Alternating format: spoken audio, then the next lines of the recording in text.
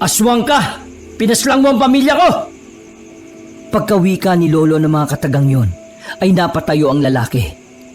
Tinitigan niyang maigi ang kanyang kaharap at naging mabalasik ang kanyang muka. Ikaw ang pumatay sa aming ama! Ngayon, magbabayad ka dahil isasama kita sa iyong pamilya! Sigaw ng lalaki. Agad yun naging isang aswang at nilundagan niya si Lolo. Natumba ang aking abuelo at agad na umibabaw sa kanya ang aswang. Umangil yon habang tumutulo ang laway niya. Kinalmot niya ng kinalmot ang aking lolo. Subalit hindi niya yon nagawang sugatan. Nung mga sandaling yon ay napausal ng dasal si Lolo para matulig ang aswang.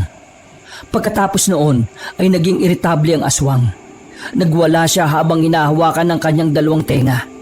Dahil doon, nagkaroon ng pagkakataon si Lolo. Hinugot niya ang kanyang itak at saka tinaga ang aswang. Subalit, hindi niya yun nagawang maitama sa aswang. Nagawang ilaga ng aswang ang pagtaga ni Lolo at mabilis niyang tinabig ang kamay ng aking abuelo. Nabitiwan ni Lolo ang kanyang armas at kagad siyang sinunggaban ng aswang. Sinakal siya ng nasabing nilalang pero nagawang mag-usal ng orasyon si Lolo sa kanyang isipan. Pagkatapos siyang usalin yun ay naging estatwa ang aswang.